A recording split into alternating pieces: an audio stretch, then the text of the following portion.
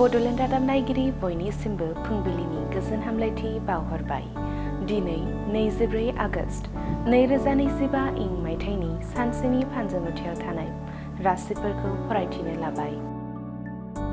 मेष राशि बेरामाव गोग्लैसोगोन, देहायाव सानाय सुनाय जागोन, फाहामथाय लानो दावबायनांगोन।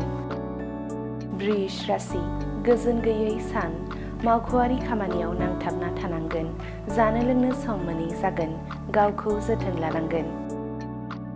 मिथुन राशि आखायाव बायदि खाबु फैगोन, गोसो होसारना खामानि मावोब्ला जाफुंसारनायखौ मोननो हागोन, गोसोआव थुलुंगानाय फैगोन। कर्कट राशि साना बायदि गोमोथाव जाथायजों बुंफबनाय जागोन, लोगोआनो सुथुर जानो हागौ, मोजां लोगो सायख'नानै लानांगोन। सिंह राशि नाजाथाबनानै थांखियाव सौहैनो हागोन, बिमा बिफानि बोसोनजों सोलियोब्ला जाफुंसारनाय मोनगोन, देरहासार जानो हागोन। कन्या राशि देहायाव हरखाब सानाय सुनाय नुजाथिनो हागौ, फाहामथायनि थाखाय गोजान लामायाव दावबायनांनो हागौ, खस्थ' सैनांगोन। तुला राशि पापनि साजा मोननो गिगोन, गोसोआ असान्ति जागोन, इसोरखौ सिबियोब्ला गोसोआ गोजोन मोनगोन।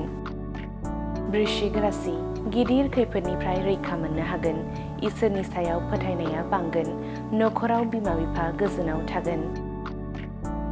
धनु राशि रांखान्थिनि आंखाल नुजाथिनो हागौ, जिंगायाव गफबना थागोन, जानो लोंनो खहाबै जागोन।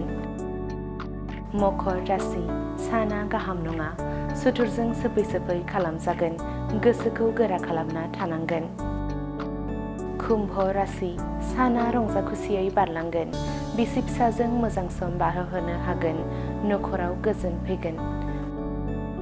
मीन राशि गोसोआव थुलुंगाखांनाय मोनगोन, गोबां मोजां खामानियाव आखाइ होनो हागोन, नाजानानै जाफुंसारनो हागोन। दिनैनि राशि फरायथिनाया एसेनोसै। बेजों लोगोसेनो दिनैनि साना बुहुमनि साफ्रोमबो सुबुंफोरनि थाखाय गाहाम जाथों, बेनि थाखाय बड'लेण्ड रादाब नखरनि जानानै इसोरनि खाथियाव आरज गाबनाय थाबाय। गोजोन्थों।